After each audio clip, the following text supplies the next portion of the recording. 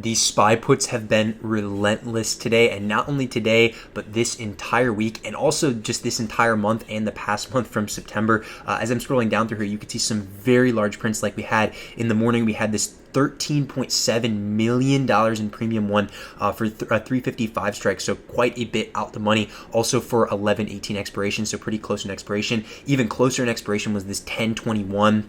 5.2 million in premium for the 354 strike. So both of these strikes pretty similar together, but pretty insane overall to see stuff like this, especially these contracts getting picked for this much premium, plus the fact that this was above the ask on both of these because they were highlighted. And if just looking through all of these on here, you can see a lot of similarities throughout the day, a lot of bearish emphasis, especially looking back at some of these 359, 360, etc. And we've been seeing these for a very long time now. You guys have been following this channel for a while, and if you haven't, just subscribe below. It is free, these videos, and you've been seeing a lot of these puts. We saw a lot of these puts getting added during that big rally back in August and July, and it ended up coming to fruition, and we fell down quite a bit. Right now I'm on the 15-minute chart.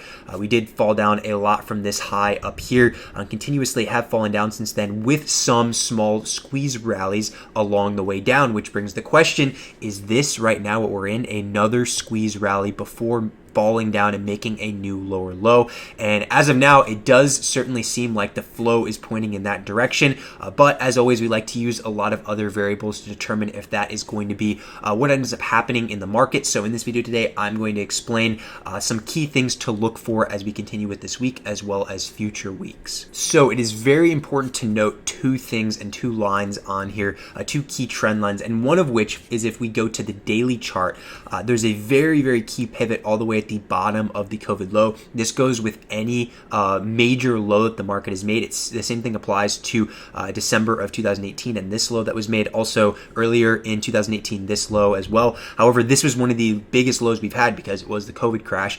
So you can connect this to different types of lines. For example, if you started here, you can connect it to this line over here, which acted as a support, as you can see right here already, for a very long time during 2020.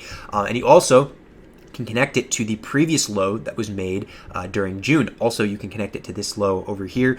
But as of now, or at least when we were during the time of June, when we made the big low right here, you can connect it over here, and you would know that this is going to be a key trend line going forward if we were to retest it in the future, which is what happened later on. So going to the 15-minute from here, looking at the 15-minute, we're actually pretty close to retesting this line. We broke through it, which is very key, back on September 21st. And the break below was very decisive because we smacked down straight below it, consolidated lower, and then gapped down, so it continued a lot lower. Then we had a lot of chop after that for like a week straight. So after it broke down below, had a lot of bearish emphasis, as it has to have in a way, because we did break below that and it continued down lower, but now it looks like there's a potential it could retest, or at least is in the range of retesting this level.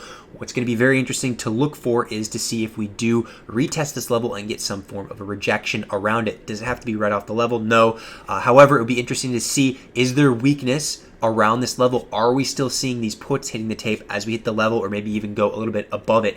That's something that I want to look for, as well as the dark pool levels. I want to see a lot of premium hitting the tape once we get closer to that retest or a little bit above, because as of now, 955 million in premium is not very much for sig prints. We only saw 10 signature prints today for that 955 million at 377.81. If you've been watching the videos for a while or just looking at our Twitter account, this is not too much. Now, it's almost a billion, yes, but it's nothing crazy like we've seen in the past with like 3 billion, 4 billion, even 6 billion one not that long ago. So we're still looking for those, especially as we near this retest over here and potentially over that. That'd be a good clue of potential selling before a move down again, like we saw in the previous short squeeze rally back here.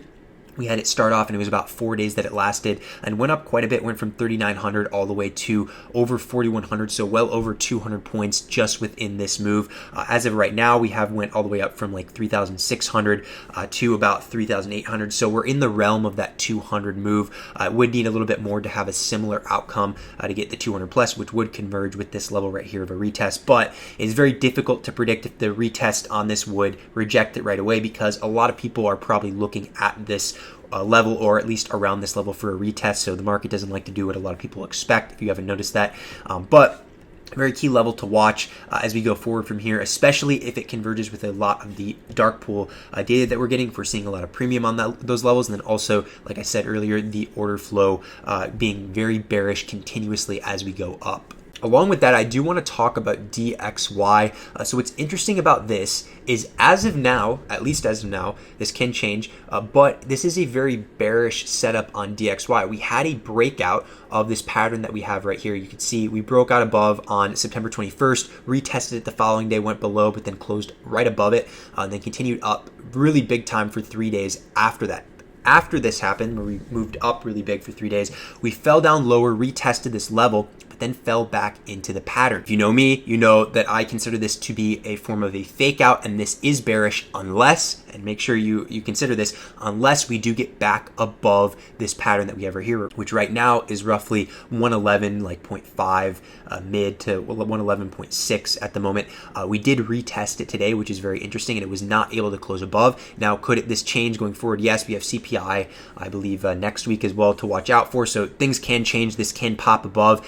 As of now, it's back into this pattern right now, which means that there is a little bit of a bearish emphasis because it was a fake out. But again, stuff like the dollar is kind of hard to chart in a sense compared to like an individual ticker. It's kind of like volatility, kind of harder to chart volatility because it has a pretty big moves in either direction that can be against the pattern. But as of now, this is interesting because it got rejected after falling below, which can help with a bid on the market, because as the dollar falls, we've seen the market gain some strength as well. When the inverse happens, where we continue going up, we seem to have a lot of weakness in the market at the time of as we go up from there. So something to note, something to look for as well on DXY, and I'm going to continue to reference this chart going forward because it's very critical to see if we do break down below this pattern after and we're not able to reclaim back up, because this could mean that a key pivot high is in for a little bit amount of time at the very least, which can help aid and prop up the markets for the time being. Lastly, I want to talk about our friend Apple here. I've been charting this one for a very long time, especially on this channel, and have been a bear on Apple for quite a while as well, since we're back in the high 160s or so, and this has been coming to fruition as well because we've continued to go down from there. But right now we are in this key channel on the daily. We have the top resistance and bottom support, and we did recently have an instance of bear bait, which, by the way, if you are not familiar with that term, I've shared it in many videos in the past. It's basically when you have a bearish close like we did right here below a key trend line, but then the following day have a big bullish reversal off of there that kind of wipes out all the shorts from the previous day. That's what happened right here. We had a bearish close below this key trend line, continued up the following day for a very big green candle, and then continued even higher after that, which is basically getting all the shorts that were short below here out of their positions and having to squeeze them out for right here. As of now, resistance would be around like 149 to 150, roughly 150 top of here. And it looks like as of now, it does want to go up to there. Now, do you have to assume that that's going to go all the way up to here? No, it could still fall down from here because we are in the middle of the trend. But as of now, something to look for as we continue in this, because a break in either direction, whether it be up or down, especially if it holds above, because this one did not hold above the following day, or didn't hold below the following day, it went back above. You have to make sure that it actually can hold and stay below at least for a few days. If it is able to do that below or above, then it will continue in that direction, and that's going to be something that will weigh on the markets, because Apple, of course, is the largest holding in the S&P 500 as well as NASDAQ. So I definitely am going to continue charting Apple, and it's going to give us crucial insight on the potential of where the market can go in the future. But I do appreciate you guys watching this video. It'll be very interesting weeks ahead, and best of luck in your trading.